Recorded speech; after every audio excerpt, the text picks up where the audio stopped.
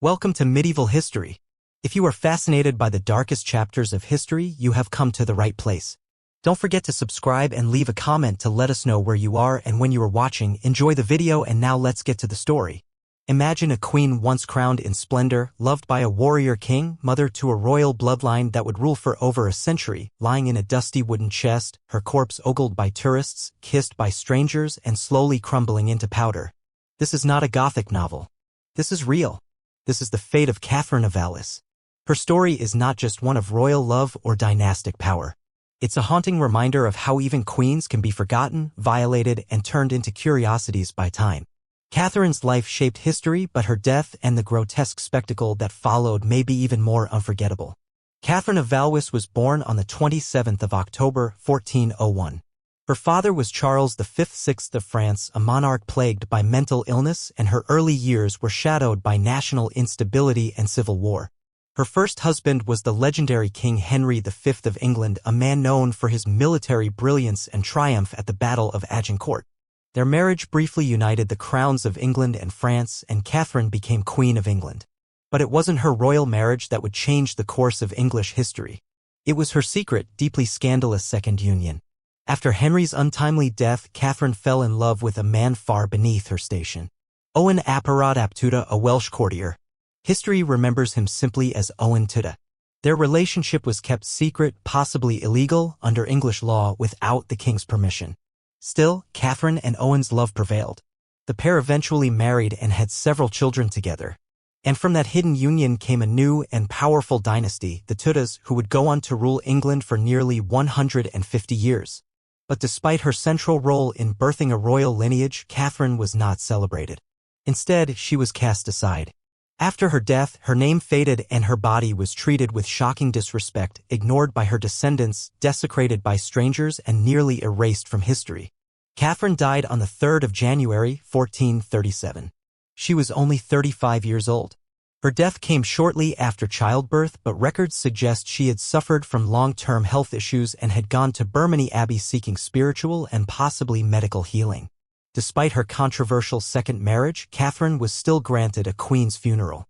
It is believed that she was embalmed, as was the custom, with her organs removed and lightly buried in separate containers, possibly along the funeral route.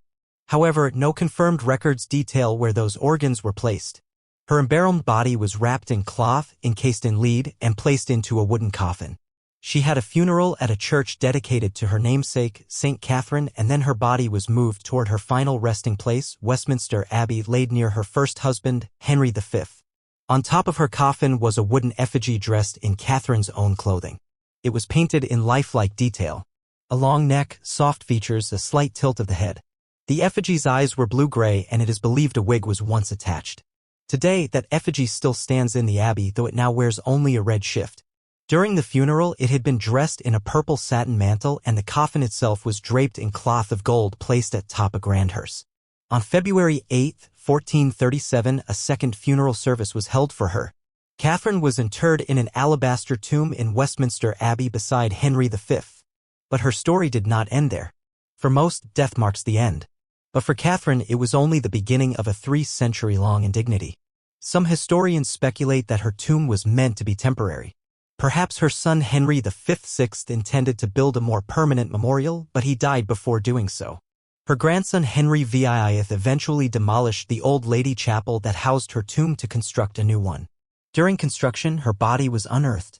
The wooden coffin had decayed badly, and her remains were removed and placed in a simple wooden chest lined with sheets of lead, scraps cut from the roof of the very chapel that was being torn down. This makeshift box was then left on the floor, exposed near the tomb of Henry V. And there Catherine lay for 300 years, not honored, not remembered, but displayed like a museum piece. Visitors came, some stared, others paid to see her. One man, according to accounts, stripped away the cloth covering her face, chest, and legs. Her desiccated body was still intact, described as thinly clothed with flesh-like scrapings of tanned leather. It's possible she was buried naked beneath her shroud, making the display even more humiliating. Her corpse became an attraction. Tour guides at the abbey charged visitors a shilling to view her. Her body, once regal and revered, was turned into a sideshow. People gawked. Some stole bones. Her remains were desecrated, looted, and passed around like relics of curiosity. Legend has it that Catherine gave birth to Henry V at Windsor Castle against her late husband's wishes. Henry V had reportedly believed in a prophecy that a son born at Windsor would lose everything the father had gained. Catherine's disobedience, some claimed, brought doom to her line. And it was even said that she requested never to be buried as penance. Whether true or not, the legend reinforced a cruel view of her that she was punished for love, for rebellion, and for following her heart. Her treatment after death reflected that judgment. In 1669, Samuel Pepys, the famous diarist, visited Westminster Abbey on Shrove Tuesday. He had just seen Shakespeare's Henry V and was curious to see the real-life queen.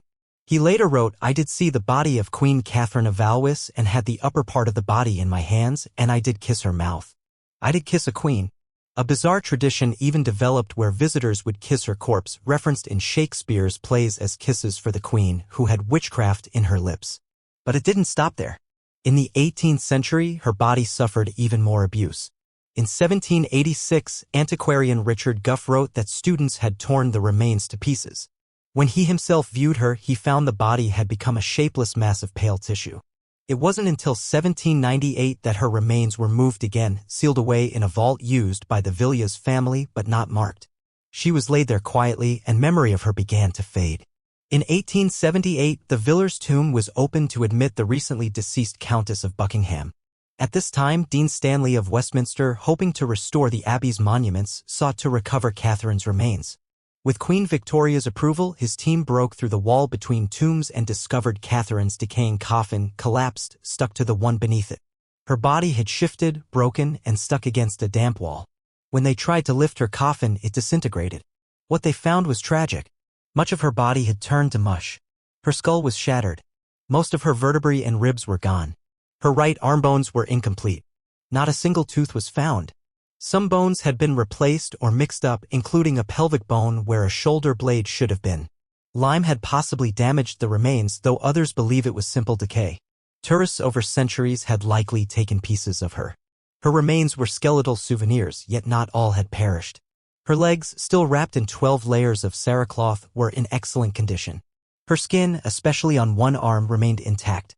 A silk-covered wool pillow had supported her head, and fragments of it were presented to Queen Victoria. Finally, after centuries of horror, Catherine of Valois was buried with dignity. Her remains were carefully gathered, placed in a new coffin made of English oak. The Abbey workmen carried it in silence, lit only by a small lantern as they processed through the darkened Abbey. They called it her third funeral. She was laid to rest under a new gray marble tomb near Henry V. The broken fragments of her old chest were placed inside along with a brass inscription plate. The Latin engraving reads, "Under the slab rest at last, after various vicissitudes, the bones of Catherine de Valois, daughter of Charles V, King of France, wife of Henry V, mother of Henry V, grandmother of Henry VII. Born 1400, crowned 1421, died 1438. Though her true birth year was 1401 and she died in 1437, those details pale beside the greater truth. Catherine had finally been given the resting place of a queen. The official report closes with the haunting words, "It is the latest royal tomb in the Abbey, and though long delayed, it has been thought that the singular and romantic history of a French princess and an English queen should at length be brought to an honorable end. Recusat in pace."